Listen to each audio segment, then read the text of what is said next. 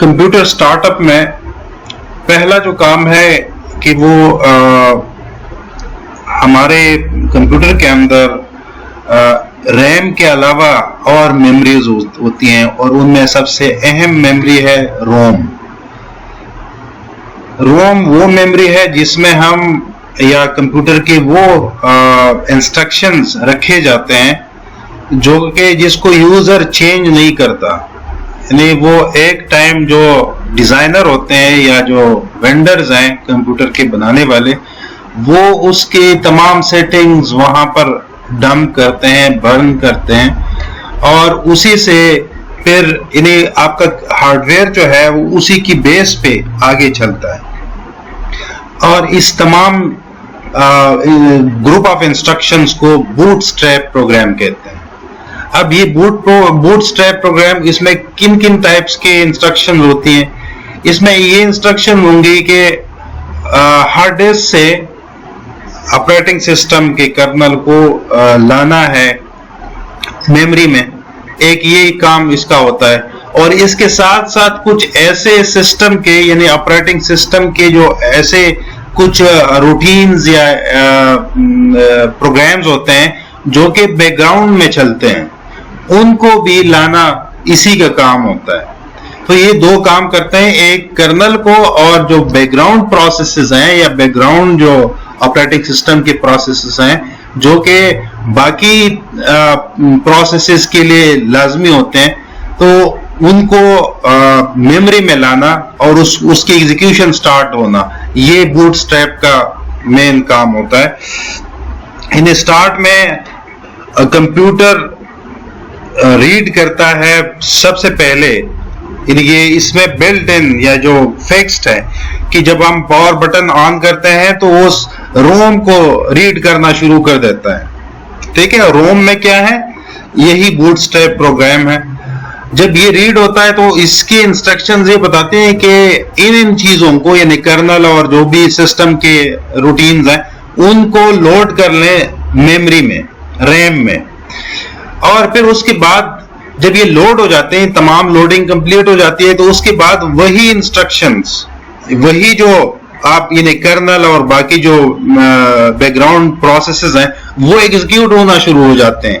यानी वो एग्जीक्यूशन कैसी है कि वो अब रोम की बजाय अब रैम से इंस्ट्रक्शन एग्जीक्यूट होंगी।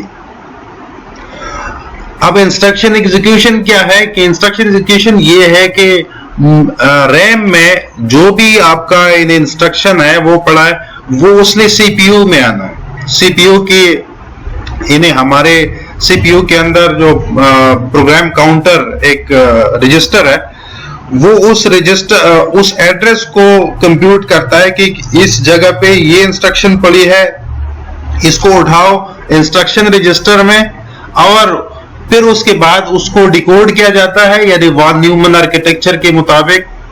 तो उसको डिकोड करने के बाद ये बताया जाता है कि अच्छा अब ये इंस्ट्रक्शन जो है ये एडिशन का है, ये सब्ट्रैक्शन का है, ये किसी रीड राइट ऑपरेशन का है या किसी लोड स्टोर ऑपरेशन का है।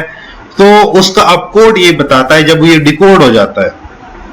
और ये जो डिकोडिंग इंफॉर्मेशन है कि किसको कैसे, किसी इंस्ट्रक्शन को कैसे डिकोड करना है, ये आपके प्रोसेसर के अंदर जो कंट्रोल यूनिट होता है उसके अंदर दो तरीकों से ये यानी मतलब उसकी फंक्शनैलिटी स्टोर्ड होती है। एक तरीका माइक्रो प्रोग्राम्ड है, यानी वो उसमें माइक्रो ऑपरेशंस होती हैं और वो उसको समझता है कि अच्छा अगर ये एड्रेस है, लेट सपोज अगर हमारे अप कोड का जो साइज है वो 8 बिट्स हैं, ठीक है, तो 8 बिट्स अगर उन 8 बिट्स की वैल्यू अगर 0 है, हर एक बिट 0 है, और हमने डिजाइन में यानी जब हम प्रोसेसर को डिजाइन कर रहे थे तो उस वक्त हमने ये फिक्स किया हो कि अगर तमाम 8 बिट 0 हो तो उस केस में हमारा जो ऑपरेशन है या जो इंस्ट्रक्शन है वो एडिशन वाला इंस्ट्रक्शन होगा।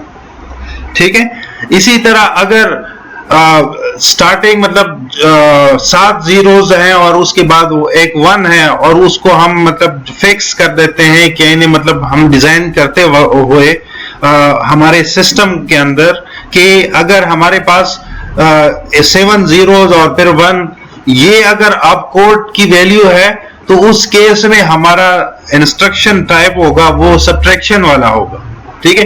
फिर उसके बाद इंस्ट्रक्शन की फर्दर हिस्से हैं, यानी मतलब उसमें इंटरनल रजिस्टर्स के एड्रेसेस होते हैं कि अच्छा रजिस्टर सपोज 8 रजिस्टर्स हैं उसके अंदर इंटरनल जनरल पर्पस रजिस्टर्स जिसको हम आम जुबान में यानी आर्किटेक्चर की जुबान में R0, R1, R2 इसी तरह नाम देते हैं, लेकिन वहां पर इंस्ट्रक्शन के अंदर उनके एड्रेसेस होते हैं। अगर 8 रजिस्टर्स हैं तो हमारे पास जो पॉसिबल कॉम्बिनेशंस हैं यानी हम मतलब 3-3 बिट से हर एक रजिस्टर के जो एड्रेस है उसको रिप्रेजेंट करेंगे। तो इसका मतलब ये होगा कि 8 बिट आपके अपकोड के हो गए और 3 बिट्स जो है वो एक रजिस्टर के लिए हो गए और 3 बिट्स उसके बाद दूसरे रजिस्टर के लिए हो गई, यानी उन रजिस्टर की जो कंटेंट्स हैं उनकी बेस पे हमने कोई एलयू ऑपरेशन करना है। एलयू ऑपरेशन से मतलब एडिशन, सब्ट्रैक्शन, मल्टीप्लिकेशन, डिवीजन, ये जितनी भी ऑपरेशंस हैं। तो इसी तरीके से हमारा इंस्ट्रक्शन जो है यानी मतलब जो प्रोग्राम का जो स्टार्टअप के बाद यूजर प्रोग्राम्स हो या बाकी प्रोग्राम्स हो वो इसी तरीके से मेमोरी से उठाई जाती हैं और सीपीयू को दिए जाते हैं। सीपीयू के इंस्ट्रक्शन रजिस्टर्स, फिर उसको डिकोड होता है, डिकोडिंग के बाद जो भी एग्जीक्यूशन है वो कंप्लीट हो जाता है। एग्जीक्यूशन के बाद फिर राइट बैक होता है जिसको हम स्टोर भी कहते हैं। तो राइट बैक में ये है कि आपको मेमोरी को वापस वो डेटा पहुंचाया जाता है जो हमें नजर आता है। अच्छा, ये बात ध्यान में रखना कि जो भी काम हम परफॉर्म करते हैं, मसलन कोई एडिशन करते हैं, कोई सब्ट्रैक्शन करते हैं जिसको हम इजीली अंडरस्टैंड करते हैं, ये जितने भी काम हम करते हैं, लेट सपोज हम 2+2 करते हैं, हमें रिजल्ट मिलता है 4, ये स्क्रीन पे नजर आता है। अगर हम किसी भी यानी कैलकुलेटर में अगर हम काम कर रहे हैं या किसी भी कंपाइलर के अंदर काम कर रहे हैं तो हमें जो रिजल्ट मिलता है ये वही राइटेड बैक रिजल्ट होता है, मेमोरी को यानी वापस थ्रो किया जाता है जिसको स्टोरिंग कहते हैं। आपने सुना होगा कि इंस्ट्रक्शन 2 किस्म के इंस्ट्रक्शन होते हैं, एक लोडिंग इंस्ट्रक्शन, लोडिंग इंस्ट्रक्शन में मेमोरी से इंस्ट्रक्शन लोड होता है तो सीपीयू के रजिस्टर्स की तरफ, और जब स्टोरिंग होती है तो स्टोरिंग में सीपीयू से वो रिजल्ट जो है वो वापस मेमोरी की तरफ पहुंचाया जाता है। तो ये ओवरऑल मैकेनिज्म होता है।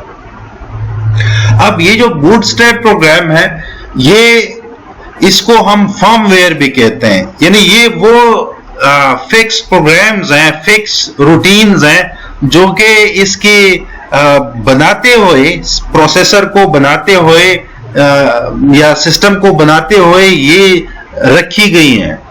इसी तरह आपके स्मार्टफोन्स वगैरह में जो फैक्ट्री सेटिंग्स हैं वो उसके रोम में पड़ी होंगी, यानी वो उसके बूटस्ट्रैप में बूटस्ट्रैप प्रोग्राम का हिस्सा होंगी, उनको फर्मवेयर कहते हैं। तो जितनी भी सेटिंग्स हैं मोस्टली वो आपके रोम के अंदर एम्बेड होती हैं। तो इसका काम क्या है कि initialises all aspects of the system, यानी सिस्टम के कौन से एस्पेक्ट्स, वो तमाम पोर्ट्स, तमाम बफर्स, तमाम मेमोरी कंटेंट्स और इन्हें रोम के अलावा जो बाकी इन्हें रैम वगैरह के हैं और तमाम सीपीयू के रजिस्टर्स, उन तमाम को इनिशियलाइज करता है। इन्हें सिस्टम को एक इनिशियल स्टेज में, इनिशियल स्टेट में ले आते हैं और उसके बाद फिर ऑपरेटिंग सिस्टम का कर्नल लोड हो जाता है मेमोरी में और उसके बाद उसके साथ जो सिस्टम प्रोग्राम्स हैं वो भी लोड हो जाते हैं जो कि बैकग्राउंड प्रोसेसेस हैं, बैकग्राउंड में चलने हैं।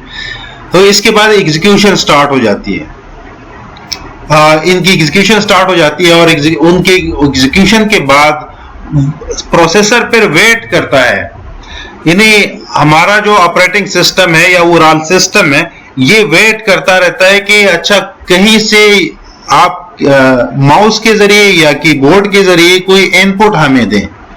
आप मोस्टली क्या करते हैं, आप मतलब प्रोटेक्शन के लिहाज से आप पासवर्ड देते हैं तो आपसे वो पासवर्ड मांगते हैं, तो ये अब यूजर जो काम है वो शुरू होने हैं।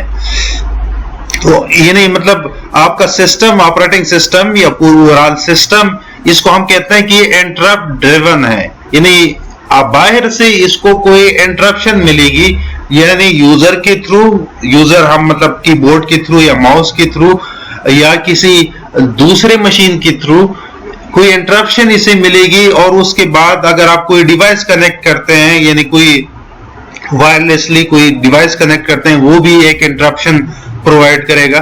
तो ये तमाम यानी ये इंटरप्ट उसे मिलता है, तो उसके बाद प्रोसेसर उसी इंटरप्ट की बेस पे जो रूटीन्स हैं उनको एग्जीक्यूट करता है। उसे पता चलता है कि अच्छा कौन सी जगह से इंटरप्ट मिली है, उसका एड्रेस क्या है और उसकी टाइप फिर क्या है, उसकी बेस पे वो सर्विस जो है वो यूजर को या किसी दूसरी मशीन को प्रोवाइड करता है।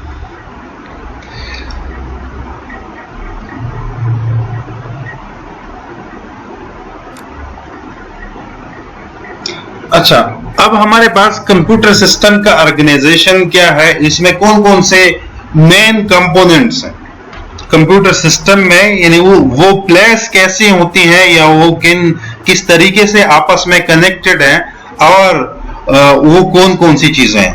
हमारे यहाँ सेकेंडरी स्टोरेज के लिए डिस्क होती हैं, और यानी जिसमें हम जितना भी डेटा हम स्टोर करते हैं वो उन्हीं डिस्क में, हार्ड डिस्क वगैरह में स्टोर करते हैं। डेटा एंट्री करने के लिए हमारे यहाँ माउस होता है, कीबोर्ड होता है, और आउटपुट लेने के लिए हमारे यहाँ प्रिंटर होता है और मॉनिटर होता है। अब ये जितनी भी डिवाइसेस हैं, पेरिफेरल डिवाइसेस, ये कनेक्ट होते हैं सीपीयू और मेमोरी के साथ थ्रू सम कॉमन बस। ये जो आपको नजर आ रहा है, ये जो लाइंस नजर आ रही, ये कॉमन बस है जो कि इन तमाम के दरमियान है, और ये बस एक टाइम पे एक ही डिवाइस यूज करेगा। यानी या तो कोई पहला जो हमारे यहाँ मॉनिटर वाली साइड पे है ग्राफिक्स एडाप्टर, वहीं से या मतलब मेमोरी से उसकी तरफ डाटा जाएगा, या किसी कीबोर्ड से यूएसबी कंट्रोलर है उससे मेमोरी की तरफ डाटा जाएगा, या मेमोरी से सीपीयू की तरफ जाएगा। यानी ये बस चाहे कॉमन है तो इसमें एक टाइम पे एक काम होगा। अच्छा, हर एक डिवाइस के लिए एक कंट्रोलर है, मसलन डिस्क के लिए अलग कंट्रोलर्स हैं, यानी ये हार्डवेयर हिस्से हैं, और उनके अंदर जो यानी फैक्ट्री सेटिंग में हमारे यहाँ उसके ड्राइवर्स होते हैं, हर एक डिवाइस का एक ड्राइवर होता है। इसी तरह यूएसबी कंट्रोलर है जो कि यूएसबी डिवाइसेस कनेक्ट करने के लिए है। इसी तरह ग्राफिक्स अडाप्टर है, मॉनिटर, और इसी तरह मल्टीमीडिया वगैरह कनेक्ट करने के लिए होते हैं। ये तमाम जितनी भी कंट्रोलर्स हैं, ये बताते खुद ये भी इंटेलिजेंट मशीन्स होती हैं। इसके अंदर बफर्स होते हैं जो कि ये डेटा को टेम्पररीली स्टोर रखते हैं, और इसके साथ इनके पास अपना सॉफ्टवेयर होता है जिसको डिवाइस ड्राइवर्स कहते हैं, और ये इन्हीं कंट्रोलर्स के जरिए ये जितनी भी पेरिफेरल डिवाइसेस हैं ये कम्युनिकेट करते हैं मेमोरी और सीपीयू के साथ। सबसे जो मेन इसमें कंपोनेंट है वो सीपीयू है। अब सीपीयू और मेमोरी का बहुत ज्यादा कम्युनिकेशन होता है, तो ये आपस में कम्युनिकेशन करते रहते हैं। यानी हम जो भी काम कर रहे हैं, कोई किसी कंपाइलर में काम कर रहे हैं, कोई मतलब प्रोग्रामिंग कर रहे हैं और उसको एग्जीक्यूट करा रहे हैं, तो वो मेमोरी और सीपीयू के दरमियान कम्युनिकेशन है। जब ये कम्युनिकेशन हो रही होती है और बीच में हम कोई प्रिंटर की जरूरत पड़ती है या किसी कीबोर्ड की जरूरत पड़ती है, तो उस केस में क्या होता है कि इंटरप्ट जनरेट होता है। ये जो कंट्रोलर्स हैं ये इंटरप्ट जनरेट करते हैं, सीपीयू को इंटरप्ट करते हैं कि हमें टाइम दे दे, और ये जब टाइम मांगते हैं तो उसके बाद उसके इंटरप्ट के जो रूटीन्स हैं, यानी उसके जो प्रोग्राम्स हैं वो एग्जीक्यूट होते हैं, और एग्जीक्यूशन के बाद वापस जो कंट्रोल है वापस उसी यानी सीपीयू और मेमोरी वाले ऑपरेशन को प्रोवाइड किया जाता है। अब कंप्यूटर सिस्टम के ऑपरेशंस में क्या क्या है कि आईओ डिवाइसेस और सीपीयू ये आपस में यानी इनकी एग्जीक्यूशन कंकरेंटली एक ही टाइम पे हो सकती हैं, क्योंकि सीपीयू सिर्फ इनमें एक डिफरेंस है कि जो बस है वो कॉमन बस वो यानी ये शेयर कर रहे हैं, तो इसीलिए जो ट्रांसफरिंग है वो सेपरेट होगी, यानी वो कंकरेंट नहीं हो सकती। इसके अलावा आईओ डिवाइसेस काफी इंटेलिजेंट होते हैं, वो अपने काम करते रहते हैं। मसलन आप प्रिंटर को जब कोई प्रिंट देते हैं तो सीपीयू से उसने टाइम मांगा कि अच्छा मुझे टाइम चाहिए, वो बस के जरिए डेटा जो है मेमोरी से उधर पहुंचाया जाता है प्रिंटर के जो बफर्स हैं वहां पर, यानी आपका डॉक्यूमेंट अब वहां पर पड़ा है, ठीक है, यानी प्रिंटर के बफर्स में। अब ये प्रिंटिंग भी करेगा और सीपीयू अपना काम भी करेगा, ठीक है। तो ये कंकरेंटली आईओ डिवाइसेस और सीपीयू आपस में एग्जीक्यूशन कर सकते हैं, सिवाय इसके कि ये जब ट्रांसफरिंग हो उस केस में दोनों एक ही टाइम पे काम नहीं कर सकते। अब हर एक device, each device is in charge of a particular device type. जिस तरह पहले जिक्र हुआ कि हर एक डिवाइस के लिए एक कंट्रोलर होता है जिसके पास सॉफ्टवेयर है और मतलब बेसिकली वो हार्डवेयर है और उसमें बफर्स हैं, और उसके अंदर जो उसके डिवाइस का ड्राइवर होता है वो उसको मैनेज कर रहा होता है, यानी कितना डेटा उसने रिसीव किया, कितना सेंड किया, ये तमाम चीजें वो कंट्रोलर को पता होती है। यानी यूं समझे कि हर एक डिवाइस जो है वो उसका जो कंट्रोलर है वो एक कंट्रोल यूनिट के तौर पे काम करता है अपने ही लिहाज से, ओवरऑल सिस्टम के लिहाज से नहीं, अपने लिहाज से। ओवरऑल सिस्टम को कंट्रोल करने के लिए जो सीपीयू का कंट्रोल यूनिट है वो काम करता है। अच्छा, और फिर पूरे ओवरऑल मैकेनिज्म और ओवरऑल हार्डवेयर को मैनेज करने के लिए ऑपरेटिंग सिस्टम होता है। Each device controller has a local buffer। ये पहले भी जिक्र हुआ कि हर एक डिवाइस के पास, डिवाइस कंट्रोलर के पास एक अपना लोकल बफर होता है जिसमें ये जब डेटा सेंड कर रहा हो या रिसीव कर रहा हो वो उसमें रखता है। तो इसी बफर के थ्रू, यानी ये सपोज अगर प्रिंटर है या कोई मॉनिटर है या कोई भी ऐसा डिवाइस है तो उसके थ्रू यानी अपना डेटा वो स्टोर रखता है, और जब यानी मतलब बस अवेलेबल होता है कॉमन बस तो वो ट्रांसफर करता है। अगर इसने रिसीव कर लिया और उसके बाद ये अपना एग्जीक्यूशन शुरू कर सकता है। सीपीयू मूव्स डेटा फ्रॉम और to main memory to from local buffers. अब कम्युनिकेशन असल में ये तमाम यानी सीपीयू के रजिस्टर्स, मेन मेमोरी और लोकल बफर, यानी असल में कम्युनिकेशन स्पेसेस के दरमियान होती है। स्पेसेस क्या है? बफर एक स्पेस है, स्टोरेज स्पेस है, इसी तरह मेमोरी एक स्पेस है, और सीपीयू के रजिस्टर जो है वो भी स्पेसेस है। तो इनके दरमियान कम्युनिकेशन होती है। डेटा जब आप मूव करते हैं तो किसी ऐसी जगह मूव कराएंगे जहां पर उसको स्टोर भी कर सके। तो इसी तरीके से सीपीयू जो है ये मेमोरी से या मेमोरी को डेटा मूव करता है कहां पर? लोकल बफर, जो भी कंट्रोलर्स के, डिवाइस कंट्रोलर्स के जो लोकल बफर्स हैं उनको या उनसे मेमोरी की तरफ डेटा मूव करता है। यानी अगर प्रिंटर के साथ आपका कम्युनिकेशन है तो ये पूरा काम कौन करवाएगा? सीपीयू कराएगा, ठीक है। यानी इसकी जो इंस्ट्रक्शन है वो सीपीयू उसको एग्जीक्यूट करेगा, उस रूटीन को एग्जीक्यूट करेगा, उसके बाद मूवमेंट होगी। इसी तरीके से मॉनिटर के साथ अगर कम्युनिकेशन है, मॉनिटर को आप मोस्टली मॉनिटर की तरफ डेटा भेजा जाता है मेमोरी से, तो यानी मतलब वन वे कम्युनिकेशन होता है। तो यहां पर सीपीयू इंस्ट्रक्ट करेगा, यानी मेमोरी से डेटा उठाएगा और उधर उनके ग्राफिकल कंट्रोलर जो है उसके बफर में पहुंचा देगा।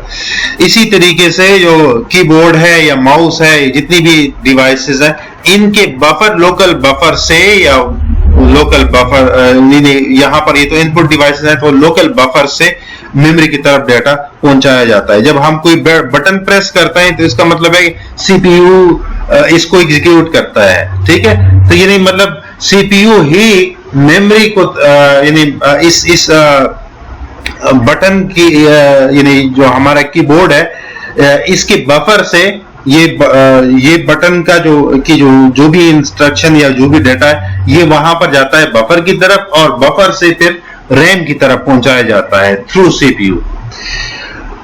फिर input output operation is from the device to local buffer of the controller. फिर उसके बाद यानी जब ये मूवमेंट हो जाती है, ठीक है, यानी बफर्स और मेमोरी के दरमियान जो मूवमेंट है ये सीपीयू गवर्न करता है।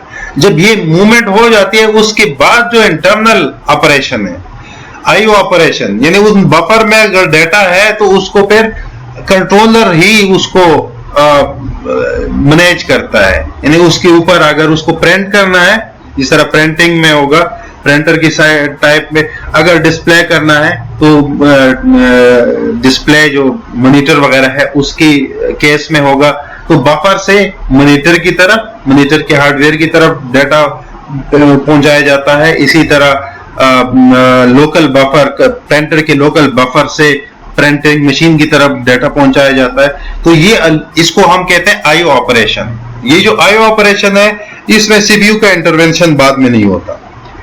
हाँ, जब ये ऑपरेशन कंप्लीट हो जाता है तो उसके बाद ये इंटरप्ट जनरेट करते हैं। जो डिवाइस है वो अपने आप को रिलीज करने के लिए सीपीयू को बताता है, उसको इंटरप्ट जनरेट करके देता है कि अच्छा अब मैं अवेलेबल हूं, कोई और टास्क अगर देना है तो मैं अवेलेबल हूं। तो device controller inform CPU that it has finished its operation by causing an interrupt. ये वही बात है कि डिवाइस कंट्रोलर सीपीयू को इन्फॉर्म करता है। इन तमाम डिवाइसेस की बात हो रही है, खा वो प्रिंटर है, खा कीबोर्ड है, खा माउस है, खा वो डिस्प्ले है या कोई और डिवाइस, कनेक्टेड डिवाइस है। तो तमाम डिवाइसेस के कंट्रोलर सीपीयू को बताते हैं इंटरप्ट जनरेट करके कि मैंने काम अपना कंप्लीट किया है, अब मैं अवेलेबल हूं। तो ये ऑपरेशंस थी कि हम सिस्टम के अंदर ये जिस ऑर्गेनाइजेशन को हमने पढ़ा कि ये डिवाइसेस कनेक्टेड होती हैं, ये हार्डवेयर कंपोनेंट्स हैं, और ये आपस में किस तरीके से, किस मैकेनिज्म से कनेक्टेड हैं, कम्युनिकेशन कैसे करती हैं, तो उनके ऑपरेशन को हमने यहाँ पर डिस्कस किया। अब इंटरप्ट के कॉमन फंक्शंस क्या हैं? जिस तरह हमने जिक्र किया, तमाम जितनी भी हमारे आर्किटेक्चर्स हैं हर एक के हो सकता है डिफरेंट, मतलब इंटरप्ट का फंक्शन डिफरेंट हो, उसका टेक्निक डिफरेंट हो, लेकिन कॉमन चीजें जो यहाँ पर हैं वो डिस्कस होंगी। Interrupt transfers control to the interrupt service routine generally through the interrupt vector which contains addresses of all service routines। अब यहाँ पर यह है कि हर एक बफर या हर एक डिवाइस जो है उसके वो इंटरप्ट जनरेट करता है, लेकिन अब ये हर एक इंटरप्ट जनरेट होगा, ये इंटरप्ट इसकी जो मतलब डिवाइस का पता चलना, ये सारी चीजें ये कैसे पता चलेंगी प्रोसेसर को कि किस डिवाइस ने ये इंटरप्ट जनरेट किया, ये तमाम चीजें एक वेक्टर की शक्ल में मेमोरी में स्टोर होती हैं। यानी मेमोरी में एक टेबल होता है जिसमें डिवाइस का आईडी और उसके इंटरप्शन का जो स्टेटस है वो, यानी डिवाइस का स्टेटस, ये तमाम चीजें उस इंटरप्ट वेक्टर में स्टोर होती हैं कि ये डिवाइस अब रनिंग में है, ये डिवाइस अब अवेलेबल है या ये बिजी है। ये तमाम चीजें उस वेक्टर के जरिए सीपीयू को पता चलती हैं। Interrupt architecture must save the address of the interrupted instructions। जब चूंकि हमने जिक्र किया कि कोई भी डिवाइस अपना काम कंप्लीट करता है तो ये सीपीयू को इंटरप्ट करता है। अब सीपीयू के इंटरप्शन क्या है कि सीपीयू अपने यानी मतलब मेमोरी से इंस्ट्रक्शन ले रहा है और उसी को एग्जीक्यूट करके कोई काम कर रहा है, ठीक है। अब उनमें इसके यानी ये जो इंस्ट्रक्शंस हैं ये जहां से यानी किस सीक्वेंस में ये एग्जीक्यूशन हो रही है कि प्रोग्राम काउंटर जो सीपीयू का मेन यानी मतलब जो जिससे मेमोरी के एड्रेसेस ये उठाता है, तो उन एड्रेसेस को ये यानी उठाता है और उसकी बेस पे जो उसके उन एड्रेसेस पे जो इंस्ट्रक्शंस हैं उनको एग्जीक्यूट करता है। जब ये एग्जीक्यूशन हो रही है तो बीच में एक डिवाइस कहता है कि अच्छा मुझे टाइम दें, यानी मतलब मैंने ये काम कंप्लीट कर लिया है, अब मुझे टाइम चाहिए। तो अब क्या होता है कि इस डिवाइस का कंट्रोलर जब वहां पर प्रोसेसर को बताता है तो ये उसका जो यानी ये जो इंस्ट्रक्शन है ये उस वेक्टर से चला जाता है और उस वेक्टर के अंदर जो उसका रूटीन है वो एग्जीक्यूट होना शुरू हो जाता है। ये भी मेमोरी में होता है लेकिन लोकेशन डिफरेंट होती है। और इससे पहले इस इंटरप्ट ने जिस पुरानी इंस्ट्रक्शन जो चल रही थी रूटीन में जो प्रोसेसर पुराने इंस्ट्रक्शन एग्जीक्यूट कर रहा था, उसका जो स्टेटस है कि ये पुला इंस्ट्रक्शन को किस स्टेटस में इस हाल्ट किया गया था, ठीक है, रोका गया था, इंटरप्ट दिया गया था, तो उसका पूरा जो स्टेटस है वो एक स्टेटस ब्लॉक में रखा जाता है कि अच्छा अगर जब ये इंटरप्ट रूटीन एग्जीक्यूशन कंप्लीट हो जाए इंटरप्ट वाली, तो उसके बाद हमने यहां पर इन्हें प्रोग्राम काउंटर ने इस एड्रेस को उठाना है और यहीं से एग्जीक्यूशन स्टार्ट करनी है, जो कि नॉर्मल एग्जीक्यूशन है।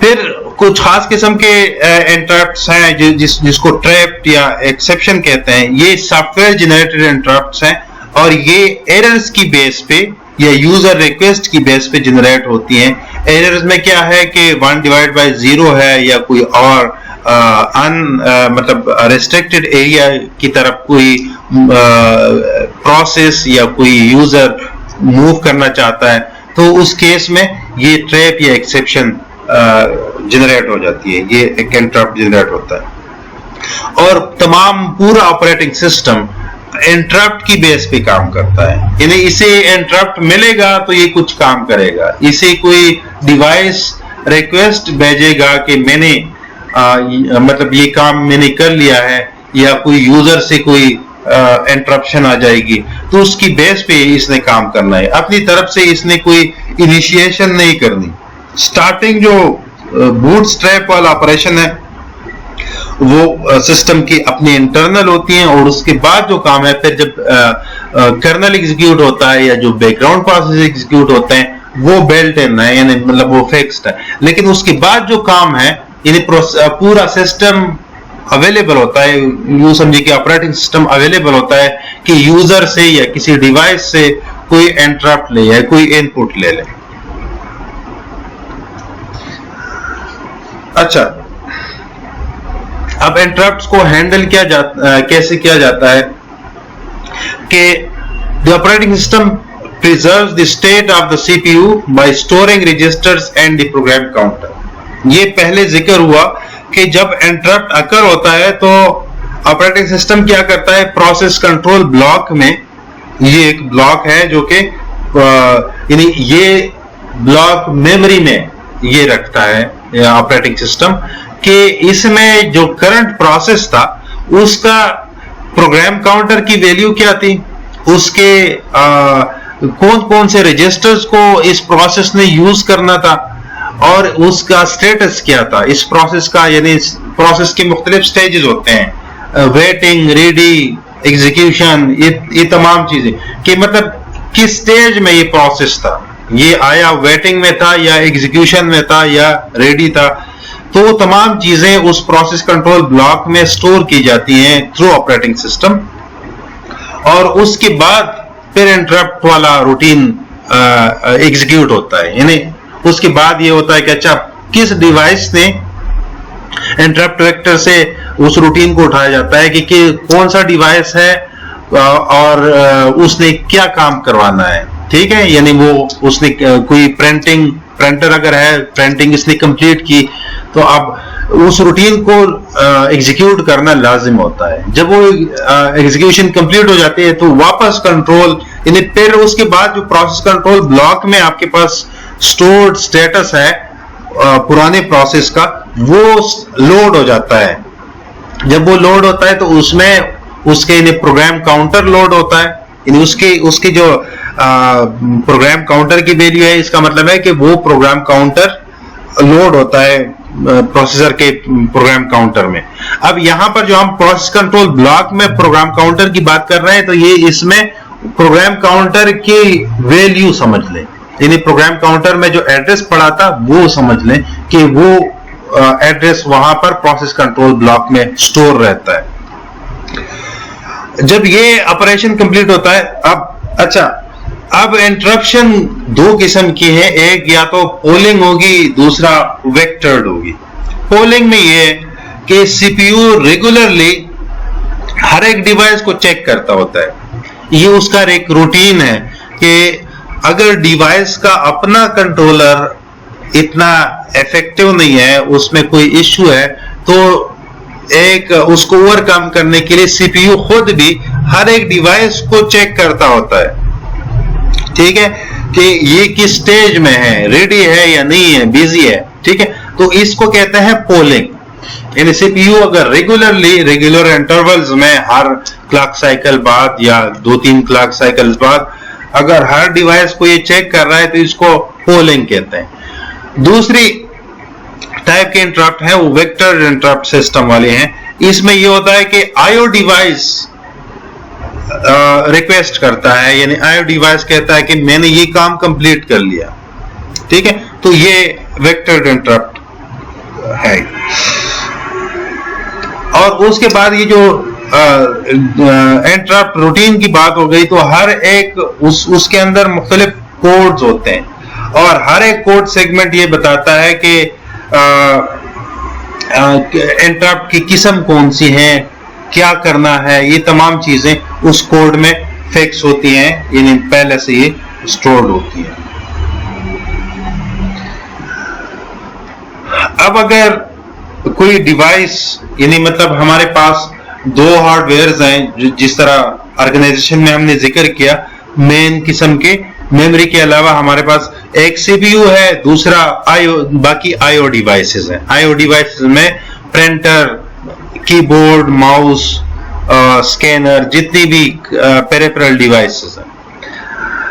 अब सीपीयू के दो स्टेजेस होंगे, या तो वो यूजर प्रोसेसेस को एग्जीक्यूट करेगा या इंटरप्ट रूटीन को प्रोसेस करेगा, ठीक है। जो आईओ की तरफ से, आईओ डिवाइस की तरफ से कोई इंटरप्ट रिक्वेस्ट आई है, उसके कोड को एग्जीक्यूट करेगा। तो यहां पर इस पहले वाले ऊपर वाले जो ग्राफ है, उसमें ये नजर आ रहा है कि सीपीयू नॉर्मली एग्जीक्यूट कर रहा है यूजर प्रोसेसेस को, और बीच में कहीं उसके नीचे जो सीक्वेंस में है कि आईओ डिवाइस ने ट्रांसफर कंप्लीट किया, कोई मतलब डेटा ट्रांसफर करना था, जो कुछ भी था वो उसने कंप्लीट किया, तो यहां पर डिवाइस ने इंटरप्ट जनरेट कर लिया। अब उसी इंटरप्ट की बेस पे प्रोसेसर ने उस इंटरप्ट को एग्जीक्यूट करना है, तो इसीलिए प्रोसेसर के जो यूजर प्रोसेस एग्जीक्यूटिंग स्टेज है वो चेंज होके आईओ इंटरप्ट प्रोसेसिंग स्टेज आ गया।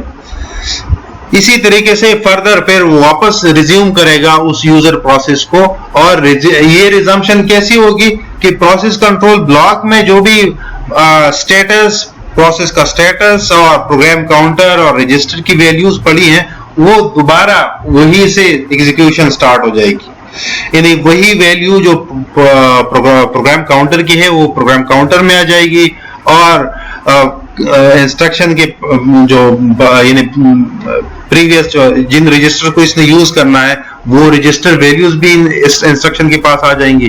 तो ये तमाम चीजें जब आ जाएंगी तो उसके बाद नॉर्मल एग्जीक्यूशन यूजर प्रोसेस की शुरू हो जाएगी। फिर बीच में कहीं पर आईओ ट्रांसफर, अगर कहीं पर आईओ डिवाइस कंप्लीट करता है तो उसकी बेस पे एक इंटरप्ट जनरेट हो जाएगा। फिर प्रोसेसर जो सीपीयू है वो उस प्रोसेस जो इंटरप्ट वाली प्रोसेस को एग्जीक्यूट करेगा, वो उसकी एग्जीक्यूशन के बाद वापस कंट्रोल यूजर प्रोसेस के पास चला जाएगा। और इसी के साथ साथ जो आईओ डिवाइसेस हैं वो उसके दो स्टेजेस होती हैं, या तो वो आइडल होती हैं या ट्रांसफरिंग करती हैं, ठीक है। तो आइडल स्टेज जो है ये अगर आइडल है तो आइडल रहेगा, अगर ये कोई काम कर रहा है, आईओ रिक्वेस्ट आई है और उसकी बेस पे ये कोई ट्रांसफर कर रहा है, तो ट्रांसफरिंग जब कंप्लीट हो जाती है तो उसकी बेस पे ये इंटरप्ट जनरेट करता है। ट्रांसफर के मैंने ये काम कर लिया, अब मैं अवेलेबल हूं, तो सीपीयू को बताना इसके लिए लाजमी होता है। ये इंटरप्ट ड्रिवन ऑपरेशन था सीपीयू और आईओ डिवाइसेस की। अब आते हैं कि आईओ स्ट्रक्चर क्या है। मसलन आईओ ऑपरेशन जब स्टार्ट हो जाता है तो उसके बाद कंट्रोल रिटर्न होता है यूजर प्रोग्राम की तरफ, ठीक है, आईओ कंप्लीशन के बाद। और उसके बाद इसकी मुख्तलिफ स्टेजेस हैं, या तो wait instruction idle the CPU until the next interrupt, यानी इंस्ट्रक्शन वेट करेगा, सीपीयू को आइडल हो जाएगा नेक्स्ट इंस्ट्रक्शन के लिए, या वेट लूप, यानी मतलब सपोज अगर मेमोरी के लिए कोई ऐसा इंटरप्ट जनरेट हुआ है जो कि मेमोरी का एक्सेस अगर है, क्योंकि मेमोरी एक है, अगर वो सिंगल पोर्ट मेमोरी है, यदि एक ही रास्ता उसको जाता है, तो उस केस में या प्रोसेसर के प्रोसेस या यूजर प्रोसेस उस मेमोरी को यूज करेगा या कोई आईओ उस मेमोरी को यूज करेगा, ठीक है। अच्छा, at most one IO request is outstanding at a time, no simultaneous IO processing, यानी एक टाइम पे एक IO request CPU हैंडल कर सकता है। अच्छा, after IO starts, control returns to user program without waiting for IO completion। अब इस केस में कोई वेटिंग नहीं होगी, ये इसमें ये क्या होगा कि एक सिस्टम कॉल जनरेट हो जाएगी और ये सिस्टम क्या करेगा, request to the OS to allow user to wait for IO completion.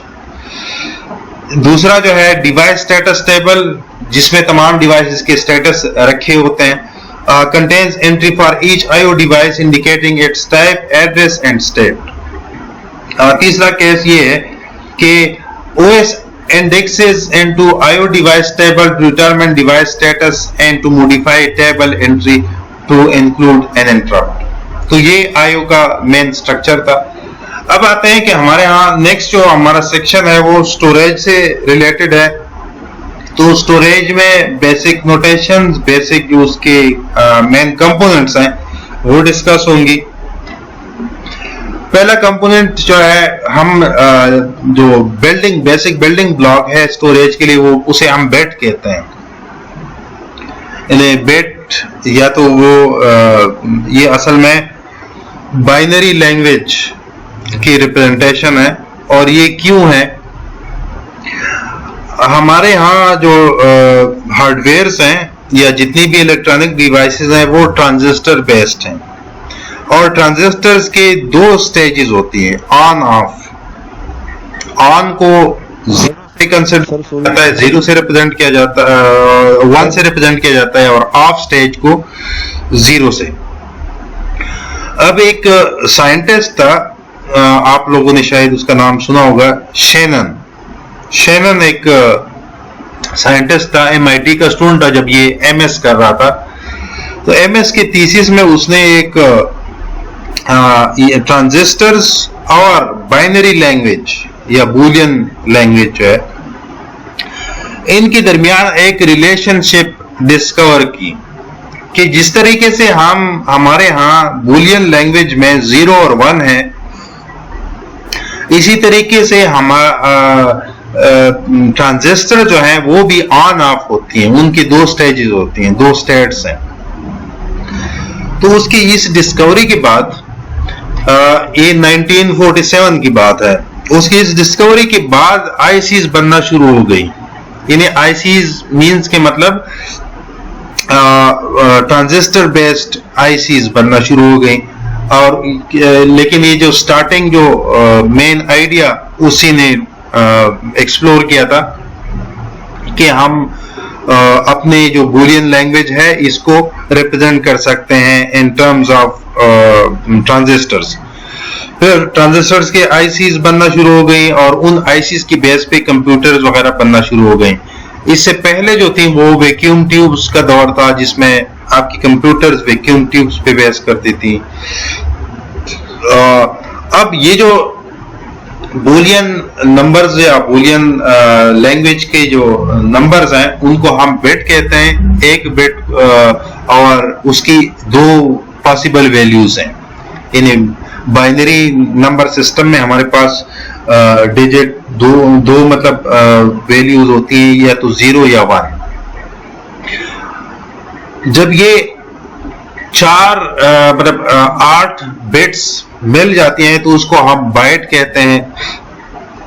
फिर इसी की बेस पे हमारे यहाँ अगर 1024 बाइट्स मिलती हैं, 1024 बिट्स जो है हमारे पास, उसको हम 1 किलो बिट्स कहते हैं। अगर 1024 बाइट्स हैं तो हम उसको किलो बाइट कहते हैं। फिर अगर 1024 स्क्वायर बाइट्स हैं तो उसको हम मेगाबाइट कहते हैं। 1024 क्यूब बाइट्स हैं तो उसको हम गीगाबाइट। तो ये पूरा यानी मतलब हम स्टोरेज को इस तरीके से मेजर करते हैं। ये एक मेजरिंग सिस्टम है हमारा। अच्छा जी, अब आते हैं स्टोरेज स्ट्रक्चर की तरफ कि हमारे यहाँ जो स्टोरेज है उसमें मेमोरी भी है, उसमें कैशेस भी हैं, उसमें सेकेंडरी स्टोरेजेस भी हैं, उसमें रजिस्टर्स भी हैं, रोम भी है। तो उसमें मेन कंपोनेंट है main memory. Only large storage media that the CPU can access directly.